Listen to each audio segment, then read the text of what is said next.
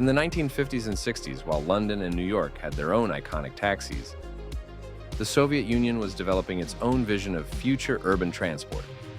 Bold, utilitarian, and surprisingly forward-thinking. Meet the VNIITE PT, a concept minibus that looks like it came from science fiction, yet was designed for real, everyday use on Soviet streets.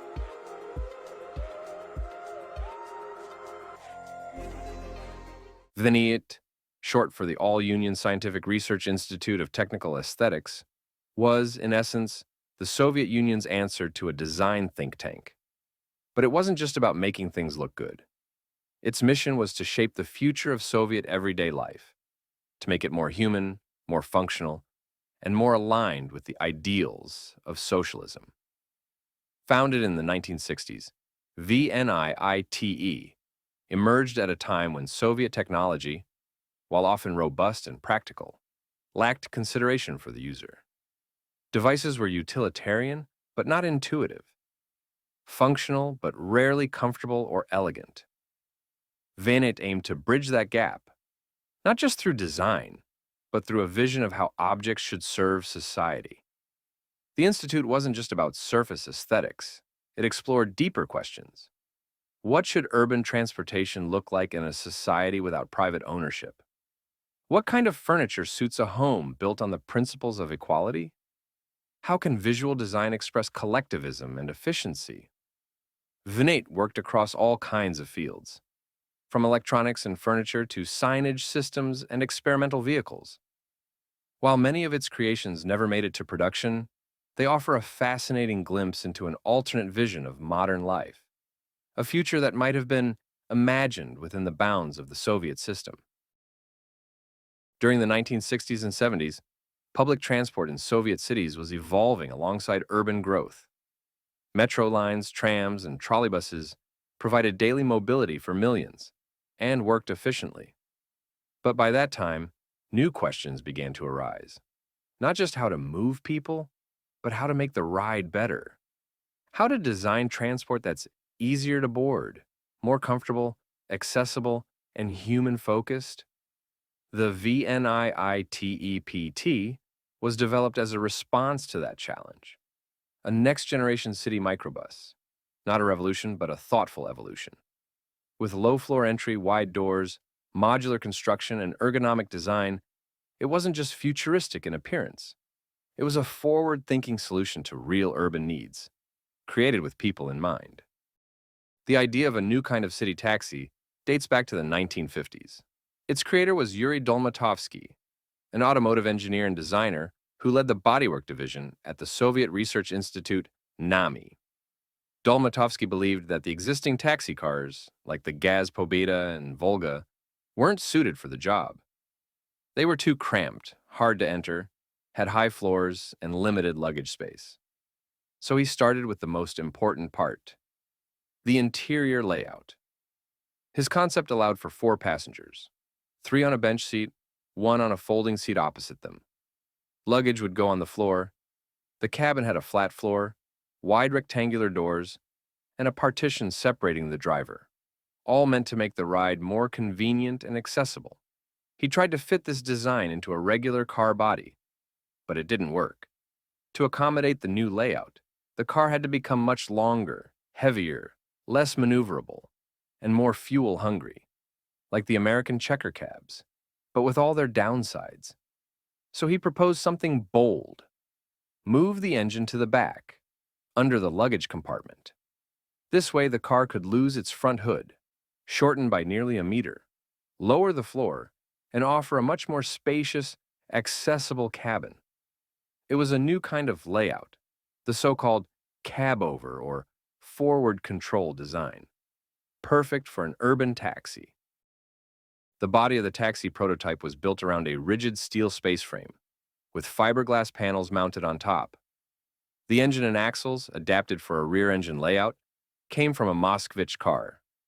This combination significantly reduced the vehicle's weight, size, and fuel consumption compared to the standard Volga taxis. Thanks to its short wheelbase, maneuverability was exceptional. Despite seating up to 4 passengers, the turning radius was under 4 meters. The vehicle resembled a miniature minibus, yet its dimensions and mass were no greater than those of a small car. On the right side, engineers installed an electrically operated sliding door. It allowed easy access for baby strollers, wheelchairs, or large luggage, something no sedan taxi could offer. Boarding and exiting were far more convenient. The project was submitted for evaluation by the Scientific and Technical Council under the USSR Ministry of Automotive and Tractor Industry. This council had the authority to determine which prototypes would move forward into real-world testing and potential production. Council meetings brought together top engineers, scientists, representatives from NAMI, and military officers from the Ministry of Defense. The lead designer would present the concept, followed by detailed discussions covering design, manufacturability, and national utility. On the night before the council meeting, VNIITE engineers completed the final assembly of the prototype. On the morning of January 29, 1965, the vehicle drove under its own power from the VNIITE exhibition grounds to the ministry courtyard on Kuznetsky. Most in central Moscow, ready for presentation. That winter day turned out to be a lucky one. The minister was in good spirits, and the outcome exceeded expectations. The council approved the project, greenlit its testing in the taxi fleet, and recommended it for production. The experimental taxi had just left the workshop, and by the end of the same day, it had a future. Interestingly, one of the conditions for serial production was that the institute had to find a manufacturing plant on its own. The choice was fairly obvious: the Riga Autobus factory, which was already producing forward control minibuses with a layout very similar to the taxi, albeit slightly larger. In July 1965, VNIITE staff drove the taxi prototype nearly 1,000 kilometers to Riga under its own power. There, the car was demonstrated to the Latvian Party and industrial leadership, as well as RAF engineers. An informal agreement was reached to begin production at the RAF plant. After returning to Moscow, the only prototype was handed over to the first Moscow taxi depot, where it operated for a month as a regular city taxi. Passengers were asked to fill out questionnaires and share their feedback. Overall, the response was positive, and most suggestions were practical and solvable. Meanwhile, the Institute team began working on a second version of the taxi. The new design was to have a slightly longer wheelbase, but a shorter overall length, reduced front overhang, a simplified windshield, redesigned front lights, and removed wheel arches from the door openings. This version was developed up to a full-scale design mock-up, but it never reached the working prototype stage. The project's fate changed when transportation officials requested a version of the car based on GAZ-21 components. Under pressure, Dolmatovsky took on an ill-considered and ultimately unfeasible task: to build two prototypes by 1966, one with the improved body and Moskvich components, another in the same body but with a detuned GAZ-21 engine, gearbox, and axles. The first version was achievable. The second fell apart quickly. Let's consider why the taxi was 400 kilograms lighter than the GAZ-21 and had a turning radius of only 4 meters compared to the Volga's 6.5 meters. The answer lies entirely in the compact and efficient Moskvich components.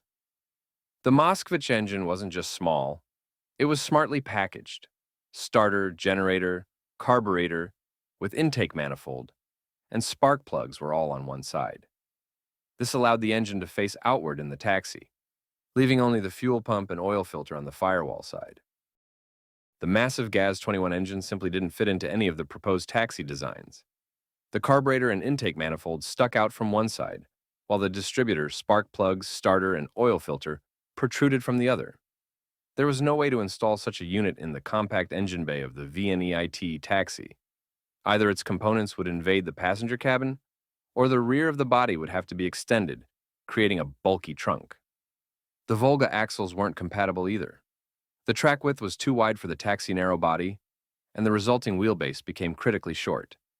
The increased weight only made things worse. In order to build a taxi on gas components, the entire vehicle would have to be enlarged, almost to the size of the short wheelbase RAF minibus, losing all the advantages of the VNIITE concept: compactness, lightness, agility, and efficiency. In that form, the taxi offered no benefit over conventional front-engine minibuses. As for Moskvich components, they were already in short supply. The Moskvich factory could barely meet its own production needs, since its engines were also supplied to manufacturers of road construction equipment. There was simply no spare capacity to produce hundreds of extra powertrains for a new taxi model. Only in the early 1970s was the problem partially resolved, with a backup Moskvich plant built in Izhevsk, easing the burden on the Moscow factory. But by then, the institute behind the taxi had moved on to other projects. Amazingly, the only prototype of the VNIITE Taxi survived. Until 1975, it was stored inside the institute building and later transferred to the Moscow Taxi Museum. Occasionally, it still appears at vintage exhibitions, a rare reminder of a unique project that could have reshaped urban transport but remained just a concept.